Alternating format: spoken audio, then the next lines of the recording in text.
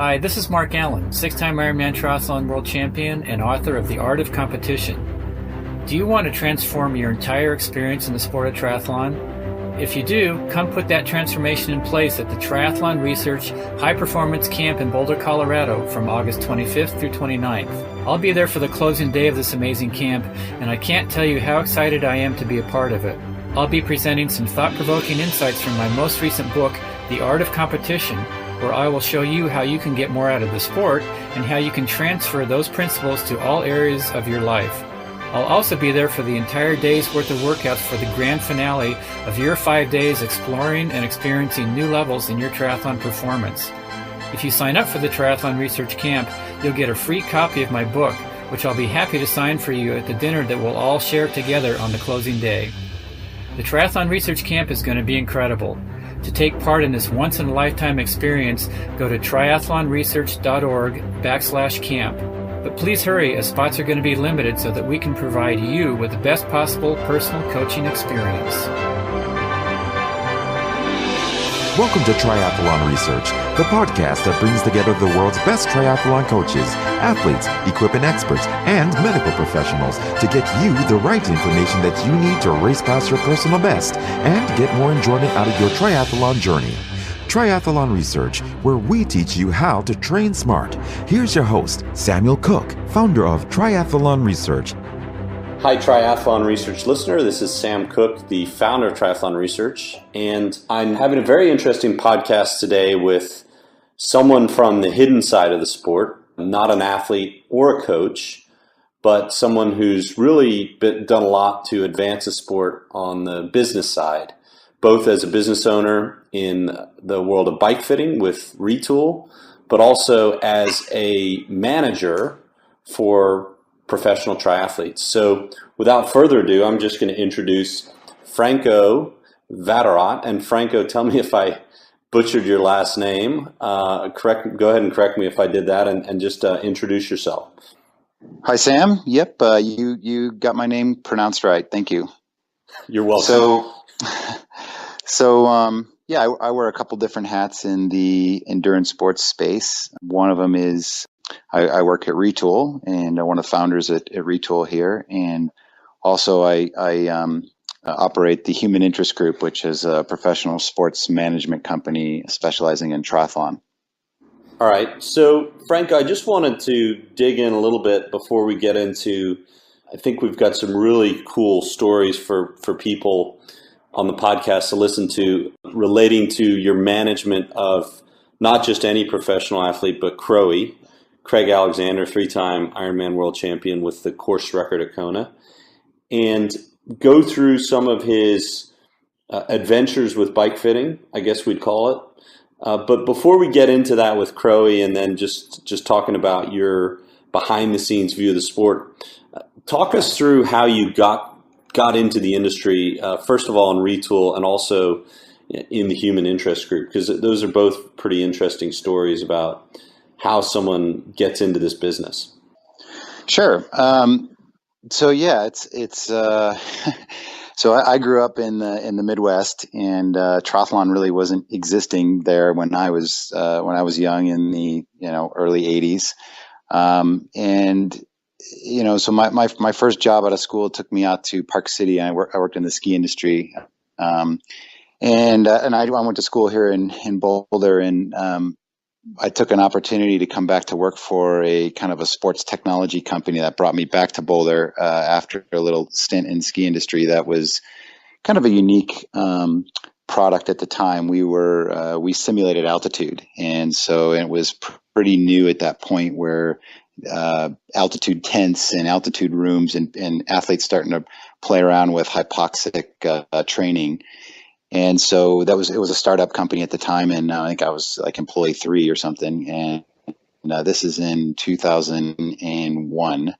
And I had never really, I probably knew what triathlon was, but I don't think other than seeing the word, I don't think I knew anything about it. And started with this company, and they had kind of laid out the markets I was to go after: cycling, triathlon, running, all that. And they decided to send me out to do an expo in Hawaii at a triathlon, and happened to be Ironman World Championships. So that was my first, introduction to triathlon. And, I was just psyched to go to Hawaii to actually work. But I got out there, and when upon seeing just that demographic of people and the training they were doing, and then of course the race, I was just blown away, and basically been inventing jobs ever since then. So that did that for a couple of years, and then in that realm, I was given an opportunity to work with a sheikh of Dubai. He was interested in using altitude for race horses, and at that point we had never done anything. We'd only worked with elite athletes at that point, really. And so I worked on a project that took me back and forth to Dubai and the UK, where his racehorses, Godolphin Stables, was their home. And as I was doing that, happened to be during the Athens Olympics when I was spending a lot of time over there, and one of the UAE athletes had won a gold medal, and I think it was their first gold medal, and it was a massive deal in the city of Dubai. And so I happened to just be there, and the Sheikh Mohammed bin Rashid Al Maktoum was the crown prince of the city at that time, and he invited me to go to a parade and stuff to celebrate their gold medal. And we just started talking about sports. He was pretty interested in kind of some of the results that the human athletes had gotten by using altitude training, and how that could potentially apply to horses. So as I continued that relationship, and I also, at that point had worked with, Tim DeBoom and Peter Reed and some of the big names in the sport and Ironman at that point. I also kind of paid a lot of attention to the way their sponsorships worked and who they were promoting. And, as they were, doing Ironman, and it was definitely different than most of the other sports that I had been exposed to, cycling, and we did a little bit with field sports in the U.S. as well. So as I got to know these athletes, I kind of thought, well, what if you could put a team together, kind of a superstar team? And long story short, I was able to get the sheikh to believe in this concept, and we started what was then called Tri Dubai, which was kind of the first professional team at that point in the sport. And that led me to meet Craig Alexander, who joined the team in 2006, and then he went on to win the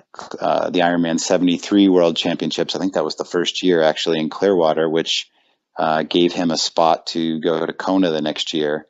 And in between that time, the Try to Buy team, the sponsorship dried up, and which was pretty depressing for me. It was a big project, and all of a sudden kind of came to a screeching halt, as sometimes these big sponsorships do. And I kind of buried my head in the sand and tried to figure out what I wanted to do after that died. But Crowie and I stayed in touch, and about 6 months later, I connected with an old colleague of mine who showed me a very rudimentary motion capture system that he had been working on in kind of the surgical navigation world. And that's how Retul was born. So that was, like late 2007, we launched Retul, and that was right when Crowie was starting to transition from being a short course athlete to doing Ironman. And I was watching he and his wife, trying to manage sponsorships at that point. And, he asked me to manage him. That was kind of the first time I'd managed an individual athlete versus a team. And that was kind of how it all started. So it's been a great ride with Craig. And, and as I was managing him at the very early days of Retul, when Retul was, bleeding money as a startup, Craig happened to go and get second in Kona, his very first attempt. And, we kind of had a great little run here the last 7 or 8 years with him, winning just about everything he touched. And that kind of grew the sports management side of the business. And Retul and the Human Interest Group have lived kind of harmoniously together, and there's a lot of crossover between the two. So that's kind of the story as a. It's really fascinating to see how you were able to, I think really in a way, a pioneer in the industry on, first of all, the team model, which I think that's, correct me if I'm wrong, the only triathlon team that's been raised to this point? Well, there was I think there was amateur. I mean, Timex team has been around forever. I think there was there was a team called, it was before my time, it was called J. David or something like that. It was an investment guy. I think it imploded pretty early on after its conception. But yeah, I think the try to buy model at that point was pretty unique, because I don't think it had ever been done at that level, where you really went out and got the top level pros working under the kind of the same banner. And I mean, the idea really came from I also with the Altitude Company. I was involved in a project called the Oregon Project, and it was Alberto Salazar had been hired by Phil Knight at the time to kind of help return the U.S. to dominance in distance running. So he had gotten great Nike funding and had built this house in Oregon, and we had converted the whole thing to altitude. And so I got to spend a lot of time with Alberto, and as in the Olympic Games, I was kind of watching the way Nike was, how they branded themselves. I mean, in marathons, similar to triathlon, it's not about teammates winning. It's about the first, 3 guys crossing the finish line with the swoosh. And so that's kind of how I got the idea of try to buy. It's like, hey, Peter Reed and Tim DeBoom and Chris Lee and Norman Stadler, all these guys on the team, they're going to be competing against each other in the same race. But when you're under kind of a common, group umbrella, it's like it was this very unique bond that the athletes formed. And the team was pretty popular. We were obviously pretty well funded, but at that point we had kind of strategically chosen male and female athletes from, I'd say, like the biggest countries in triathlon at that time. The U.S., Australia, New Zealand, Germany, the U.K. I mean, they were the kind of the leaders in triathlon. So we kind of took kind of the top, male and female in each one of those countries, and then put them under one umbrella. And of course, at that point, Dubai and the Middle East were kind of they weren't as they weren't really in the public eye as much as they are today. I mean, this was before the islands and some of the exotic stuff that's gone on in Dubai. And so yeah, it was sad when it died, but probably the one thing that's always made me smile is that it really spawned a whole bunch of new teams. I think the Commerce Bank team, which was called Dresdner something, that team started the next year. The Abu Dhabi team started. The TBB started. Trek K-Swiss started after that. So I think they all kind of followed in Try to Buy's footsteps. And up till today, the U-Place team, which is probably the biggest team in the modern era right now. So it's it's pioneer. I mean, I think there's still some.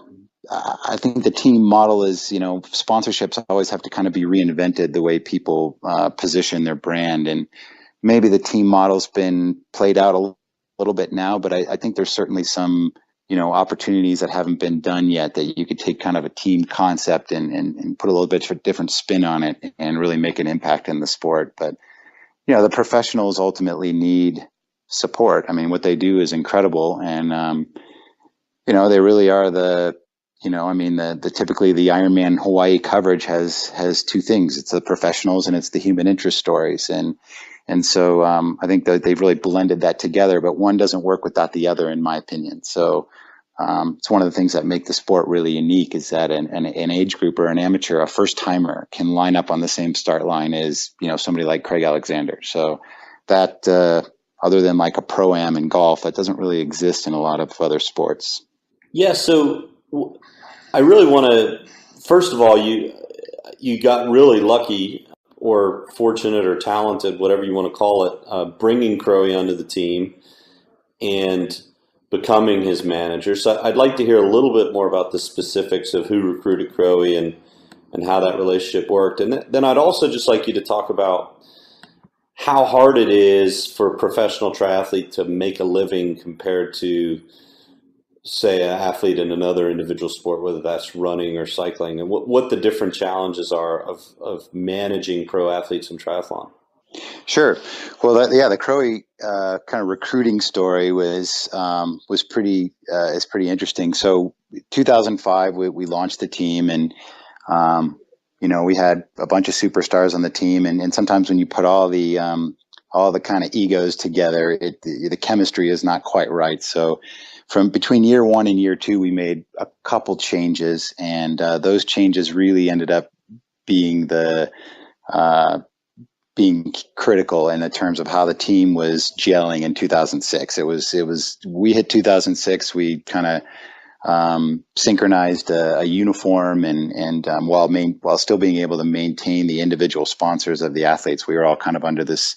They were actually the Godolphin horse stables colors is kind of how we chose the colors. But Simon Lessing was on the team, and he had gotten hurt, and we needed a kind of a short course guy to kind of make up for him. And so at that point, Crowie was winning Chicago's, and he had won Lifetime Fitness the year before, which was the biggest prize purse in 2005, the kind of the Battle of the Sexes race they had there. And so he was really, kind of starting to dominate in that half distance and short course non-drafting series. I think it was the Chicago's and LA's back then. And anyway, a guy named Tony DeBoom, former pro triathlete, was the director sportif of the team, and I kind of brought Tony on to kind of teach me the ins and outs. I didn't know, a lot back then about the ins and outs of the pro athlete life, and Tony, as a former pro, really taught me a lot. But that 2006, that same weekend, which has been around forever, they have two just classic big races, Wildflower and St. Croix, two legendary races. And we had a bunch of athletes racing Wildflower, which was on a Saturday, and we had 2 or 3 athletes racing on a Sunday in St. Croix. And Tony pulled potentially one of the greatest moves ever, where he actually was able to get to both of those races. So he got out to Wildflower, watched the race. I think I can't remember who won that year, but they'd crossed the finish line. Tony connected to the airport night flight, got into St. Croix like midnight the night before the race, simply so we could recruit Crowie. We knew he was racing down there, and we had Cam Brown and Lisa Bentley, I believe, and maybe Peter Reed racing that one. But Crowie ended up, I think, nipping Cam Brown at the finish line and ended up winning that race. So it couldn't have been much, a better setup in terms of how we introduced him. But he had also, not together, that didn't come out right, but between the two of us, we have 7 kids, and our oldest kids are about the same age, and they were about, I think, 6 or 7 months old at that point, and we had them both down in St. Croix. So we kind of, Tony had flown down and done that heroic trip, and approached Crowie at the end of the race and asked if he was interested, and he was. He was also based in Boulder, where we were at that time. So we met when we got back, and we did all our meetings back then at the golf range. We kind of made that our little niche, where we'd go out and hit balls and talk business. And so we met at the golf range, and recruited him, and he came on board the next day and started. And I think his first race was on the team was Muskoka 73. And I'll never forget, kind of the point where Craig and I really bonded was, which is, ironic that we're doing this the day after the opening day of World Cup, but that was 2006, and the World Cup was in Germany that year. And Craig is a massive soccer fan, played his whole life, massive fan. And I'll never forget, I went up to the Muskoka race with him, and I think Simon Whitfield or somebody was a minute ahead of Craig or something on the run, and I went to give him a split, and before I could open my mouth, he asked me who was winning the Italy game. He didn't care about the split. He wanted to know who was winning the Italy game. I can't remember who they were playing, but that really, it was kind of the first hint that I got of how big of an actual sports fan Craig is. And not only is he a sports fan, he is like Rain Man with sports facts. I mean, he will watch ESPN and they will rip off facts, and he can just retain them. So, I mean, if you ever get a chance, I'm sure Craig will be on your show at some point in the future, and ask him about races. Say, hey, Craig, in 2004, I see you won LA Triathlon. Do you remember who got second? Or he can probably name the top 10 people from pretty much every race he's ever been in. It's pretty incredible. So yeah, I think the soccer, the kids, we kind of had similar ethical values, and so yeah, we've kind of gelled since then. And of course, when the team died, there was certain athletes who I never heard from again. And then there were certain athletes I kind of kept in touch, and I paid attention to those. Those were Craig and Chris Lee and Lisa Bentley. I mean, they were really Norman Stadler. Those athletes really kept in touch. And then when we started Retul, they kind of supported Retul. So I've always felt a massive deal of gratitude. All right. So you got into Retul after the team had passed its final throes, I guess, of existence, and you managed to bring some of your athletes over into your consulting group. And talk about the founding of Retul a little bit, and how those athletes might have played a role, but more importantly, just where did the idea come from? How did you get involved? I think there's probably a lot of people out there who are quite interested in triathlon from a business perspective, and talk about the pros and cons of getting into business as a triathlete. What does it do to your sport in general? Yeah, sure. I think my strength at the time when when the Retul concept was kind of being tossed around was that I had a lot of contacts. I had done a lot of these. I'd basically been on the sponsorship side for the Altitude company, and then with Try to Buy, I'd kind of seen the other side of that, and I had actually one of the young engineers at the Altitude company is the inventor of Retul. He had left. I went to work in Dubai. He went and worked for a surgical navigation company that basically does robotic surgery, and so they make kind of the navigational side of that, hardware and software. And so he was a cyclist, and I remember he came and showed me a prototype of it was called Cycle Path back then. He had kind of branded it himself, and he showed it to me, and it just didn't click. I didn't get it. I didn't know anything about bike fitting. Bike fitting wasn't a topic really back then. I mean, I think there was those Forward Pioneers, the Seratas, and some of those companies that had done it, but it was not near what it is today. And so he had kind of showed me a prototype, and I kind of blew him off at first, and then circumstances changed. I found myself without a job, and when the team died, and we kind of reconnected for a coffee, I think, once, and we started talking about the motion capture and what BikeFit did, and there's a kind of the godfather of 3D bike fits happens to be in Boulder here. Dr. Andy Pruitt at the Boulder Center for Sports Medicine had a giant $100,000 motion capture system that you could swing golf clubs in and pretty much do anything.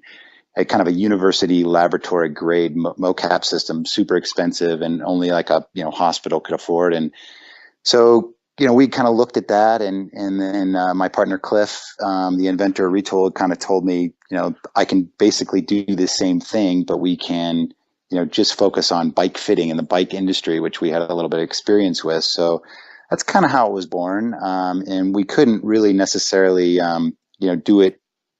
Cliff is the engineer, and myself as kind of the business development guy.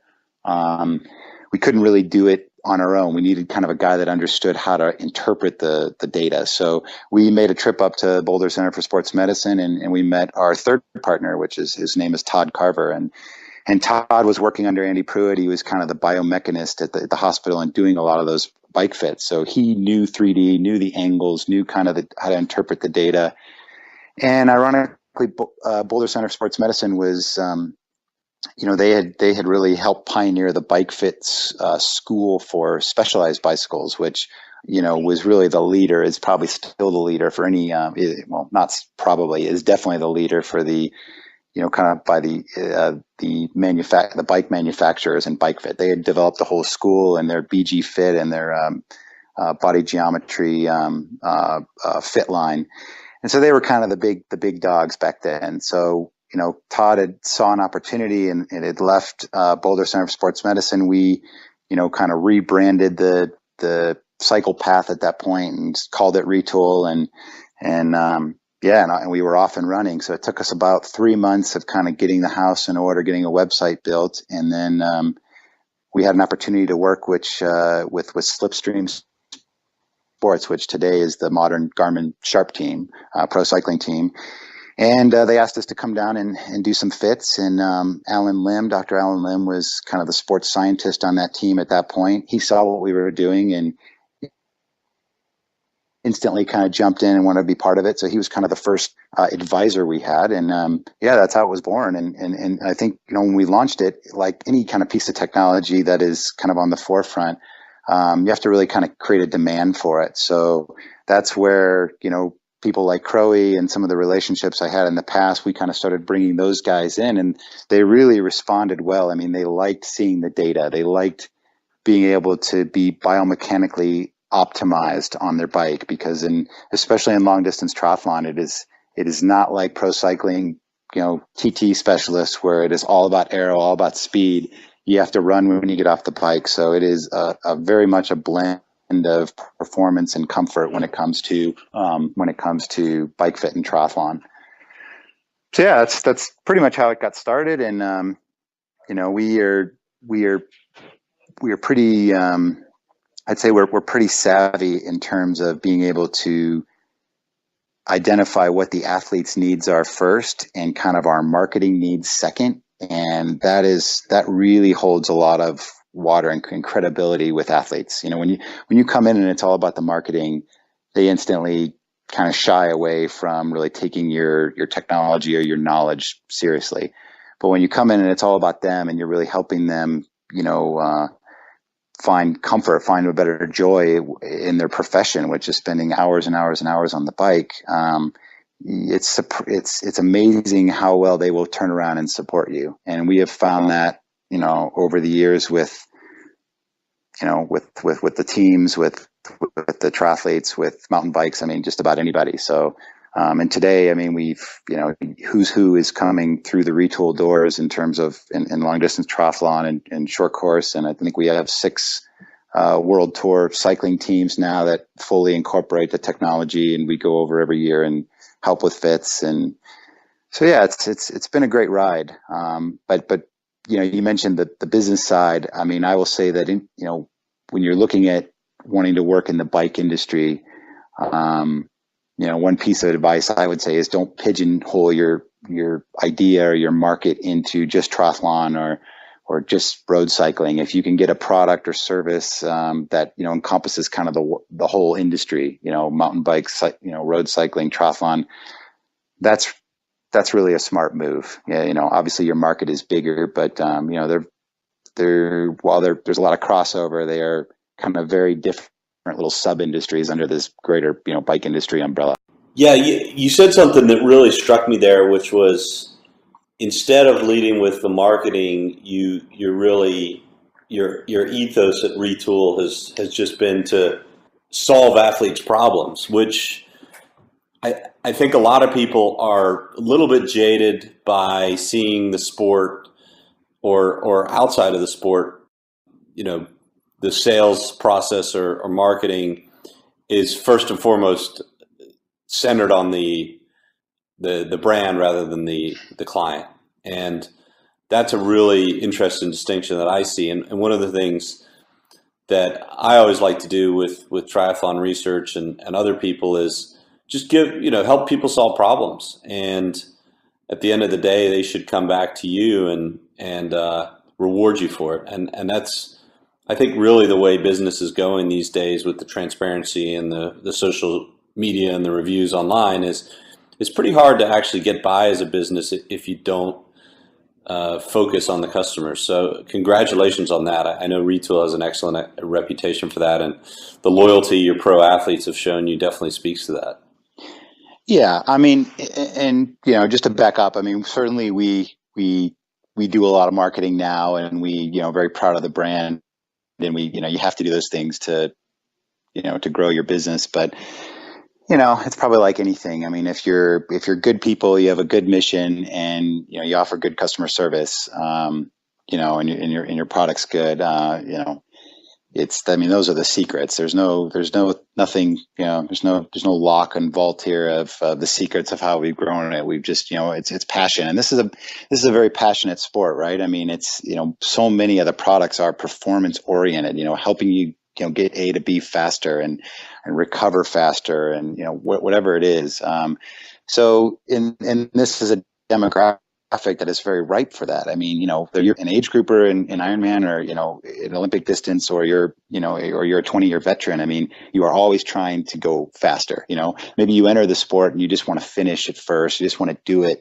But then as you get hooked, and it's very addicting, right? I mean, when you start exercising and you start putting these sports together and competing, I mean, it becomes all about making yourself better, which is just a great mantra in life, in general. So I think that's what has drawn me. So I didn't have a cycling, swim, or run background. I had a soccer background growing up. So, but this strive to personally get better, and yeah, I mean, this is a sport where you can buy speed. Whether it's through, equipment, or, enlisting a coach, or, whatever it is, incorporating some recovery programs, or changing the stimulus in which you get, you reach those fitness levels. You can buy speed. And so, of course, there's a lot of companies that want to capitalize on marketing that to this demographic. And, this is also a demographic made up of type A personalities, which typically are, people that do their homework. And when they decide they want to go after something, they do it. And which is so great about triathlon in general, is it's very goal oriented. So to watch people hit their goals and then, set their next goals are great. But along with that comes, how do I improve? And oftentimes that is spending resources to help get yourself better. So whether it's a new bike or a bike fit, or, whatever. So, but at the end of the day, I think coaches, bike fitters, bike manufacturers, one of the things that really drive this industry is helping people feel better, helping people reach these goals. So in the case of Retul, when somebody comes in who loves riding their bike, who has pain, and we can help, adjust their position and that pain go away, just hearing their appreciation, seeing how happy they are, getting those comments back, like that's all we need. I mean, that is truly what has driven this company since day one. And, if you can find a balance like that in your business where you're really helping people, as they say, you'll never work a day. Yeah, it's really, I think it's neat. And a lot of people in triathlon are pursuing their passion, which is the sport. And it's even better when you can pursue your passion as your job or your full-time job. And it sounds like as a business owner and a manager, you've been lucky enough to do that in this industry. Yeah. I mean, whether it's Retul, I mean, on the athlete management side, it's like, it's nothing complicated. Again, I try to make the athlete's goals my goals. If their goal is to win, that becomes my goal to help them win. And when they achieve that, you kind of achieve that together. And, and we've done that. I mean, with just the athletes that just Crowie alone, since he's, I guess my oldest client, we've done that a lot of times, over the years. And it's great. And it's especially great when you can watch someone go through the obstacles. I mean, everybody has obstacles. In 2011, for example, Crowie had won 08, 09 back to back. That was super tough. In 2010 in Kona, he'd won the Ironman World Champs those years. And then in 2010, he came in. I think he was, considered the favorite, of course. And some of the athletes kind of had a strategy where they wanted to, kind of gangbang him on the bike, and they did that. And he had his worst finish ever that year, which was fourth. But boy, that fired him up. I mean, it fired him up. And I remember driving him to the airport, and he was getting ready to hop on a plane and head back to Australia, kind of the end of the season. And I just remember him saying, I'm going to go back to the drawing board, and we're going to come out on firing on all cylinders next year. And that always I remember that specific moment. I can even picture the shirt he was wearing, because that stuck in my head so much when he said that. And then 2011 starts, and he got hit with this massive viral infection, this 100-day cough, as they were calling it in Australia. And, it just knocked him out, the whole first part of the season, which was really tough when you had won those titles and you had all the sponsorship, and, the sponsors were super pumped to see you race, and then you can't race and you have to sit out. That was really frustrating. And, And so it's what made 2011 so amazing is that, he went through that whole shebang in sickness in Australia, dropped out of all the races, came over here to Boulder, landed. And I remember we flew out he was going to race Escape from Alcatraz, and he thought he was, kind of healed up from that virus and got in decent shape, and he was ready to rock again. And we went out there and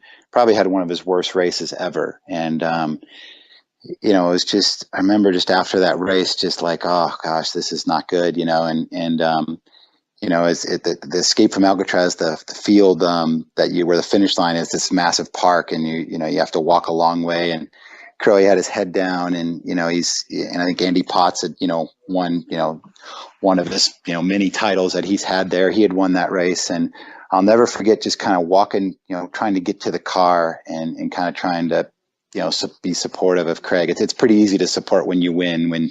When they have a really bad race, that's when that's when the manager earns his keep. And so we were trying to get across that field, and just people kept stopping Craig to take pictures. And he never big times anybody, even at that very low moment.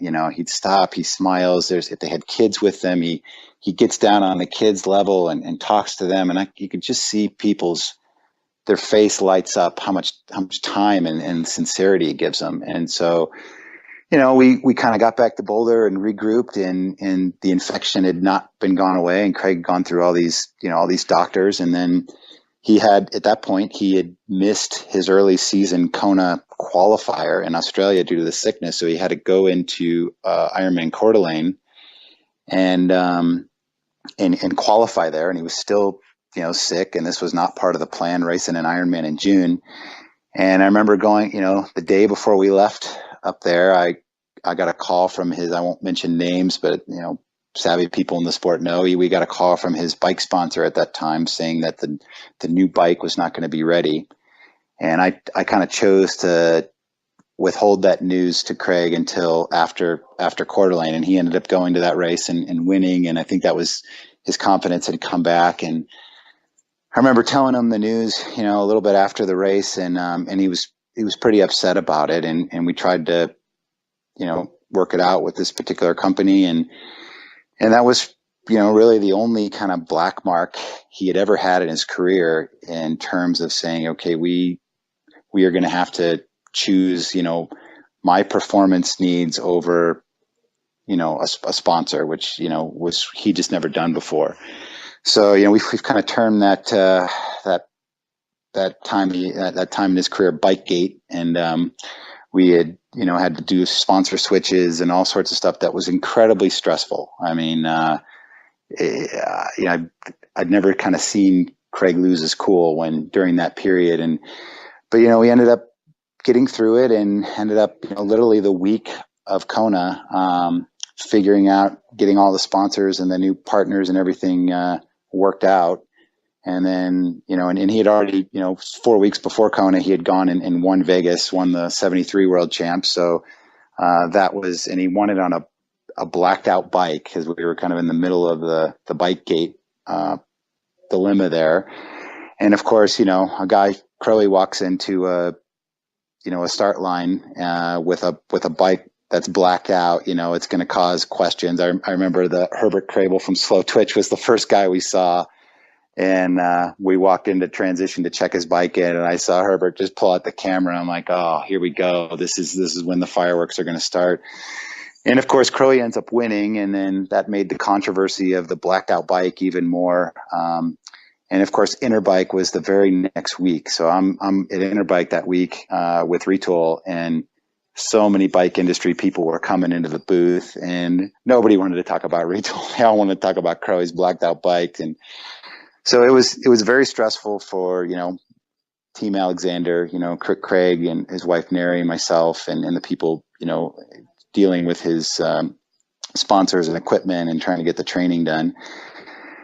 But then the icing on the cake came in Kona. And obviously that was the year he not only broke the course record, but he rode he was kind of pigeonholed as a runner at that point. And, people kind of said he was a little bit weaker on the bike, especially what had happened the year before when he got attacked on the bike. And that's, really where he lost that race in 2010.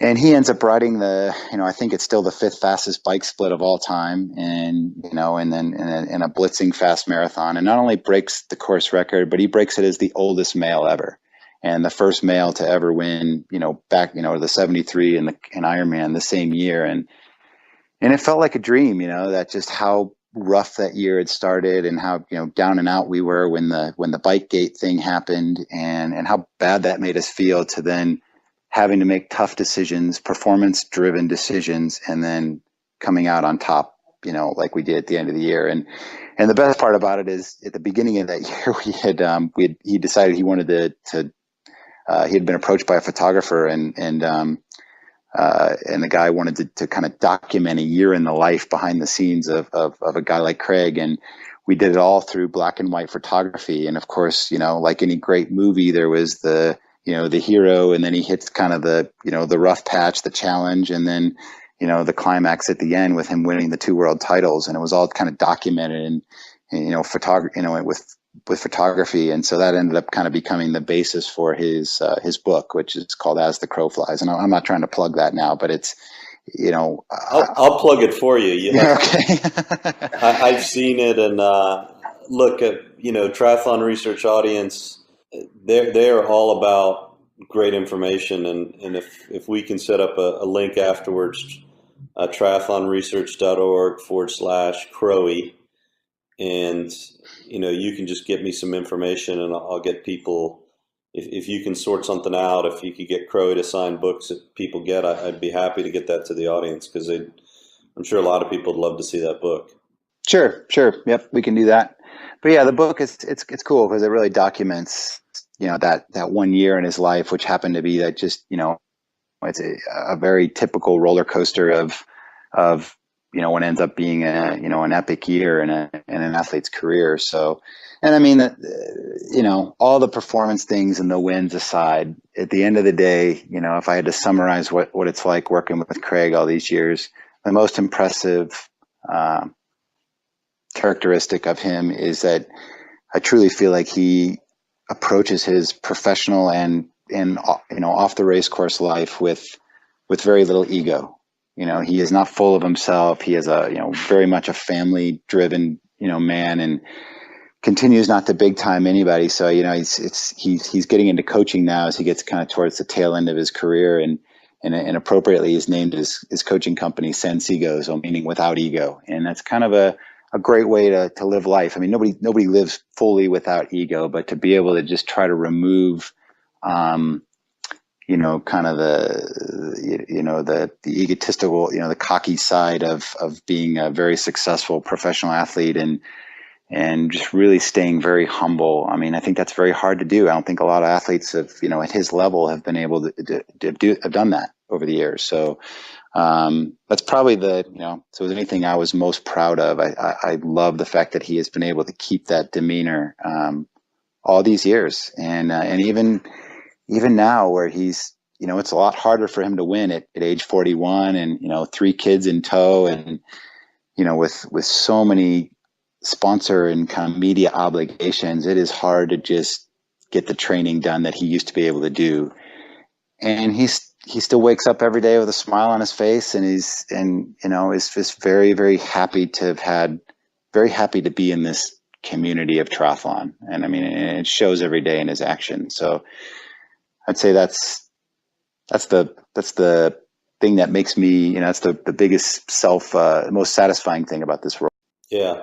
Well, it must be great to see someone, like you said, live through some tough times, but do it with such poise and class, because I think there's a lot of athletes in the endurance sports world, and I won't name names, but I think people can think of a few in different sports and in triathlon who've been maybe less than pleasant to deal with, and it's good to see someone who's really has that class and respect for the sport and the competitors all around him, and the fans to do so well, because you don't always see that in endurance sports, or any sports really.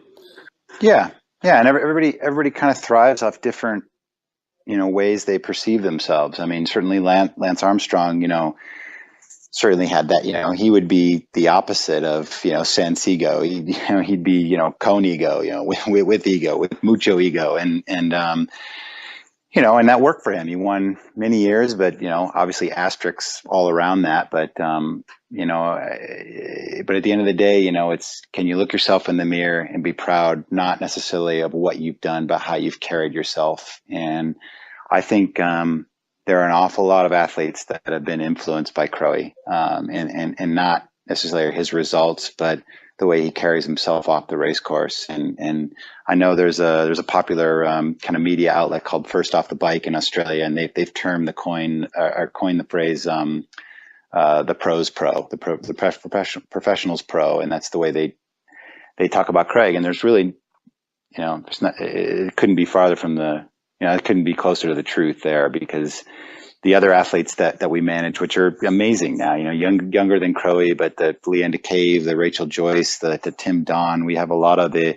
couple of the young guns coming up, Clayton Fattel. These guys they ask me a lot of questions about what would Crowie do here? What is Craig doing? They want to know what he's doing, and it's not just like performance oriented questions. It's being professional. And so, I think, that's one thing that he's probably very proud of, if he's been able to even influence one athlete. And, I know that there are many, many athletes that have been influenced by him. Yeah. Well, let me just ask you, because we're coming to the end here, but you really seem to have a passion around helping professional athletes, whether it's on their bike fitting or more importantly, helping them make an honest living in the sport. How hard is it, because you've seen the best guy in the sport do it, how hard is it to make a good living in the sport as a pro triathlete? What is it like to do this professionally? Is it all fun and games, or what is it like, so that you can give the age groupers and other people out there a sense? Yeah, it's tough. I've seen all both sides of the spectrum. The young guys coming into it, that are basically living off of prize money, to get to the next race, to the guys Crowie and Leanda's, and that have hit it well and been able to do really well in the sport. So it's tough, but I think the difference maybe between triathlon and maybe some other professional careers in sport, nobody does it to get into it for financial reasons. I mean, every pro out there, the amount of training they have to do to be competitive and to actually even, survive.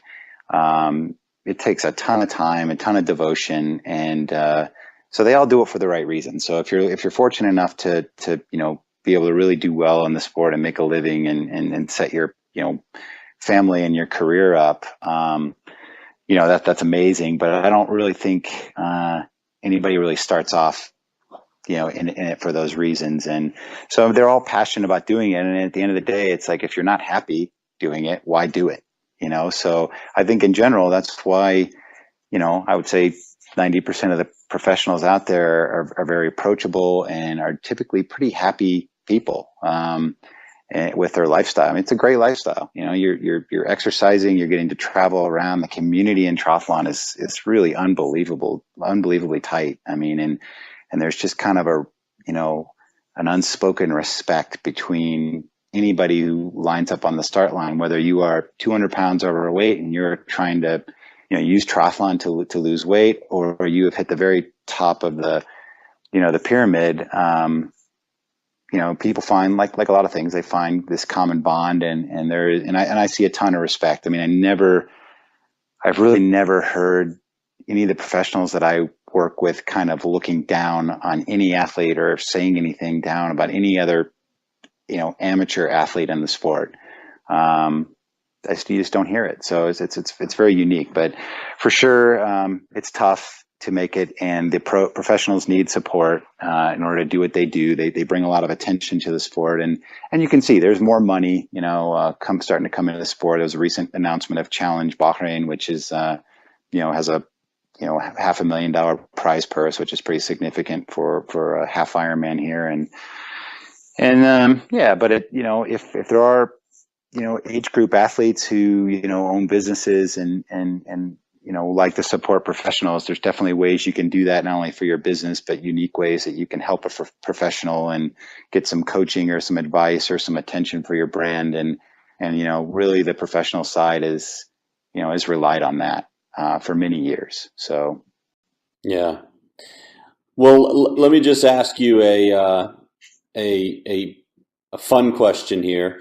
Who do you think you could help out there who doesn't know that you could help them get more money, get more exposure, have an easier time of it, just in general, with all the things you could do for them? Give me a wish list just in case they're listening to the podcast. Okay. Yeah. Well, I mean, I think there's definitely a certain point where you do need a manager, you need an agent to help you. That the agent is a lot of times, kind of has it's not the most glorious role, right? I mean, you are typically negotiating as a middleman, so it can be kind of seen as a, sleazy, or, I don't want to, have to deal with this guy who's just in the middle of it. So when you find, and there's definitely, we're not the only group. There's, PCH Sports and some of the other, well-known managers out there are all doing it for the right reasons. It's a passion play. But kind of my general rule of thumb is if you can if you're hitting the podium at about 75% of your races, you can really benefit from a manager.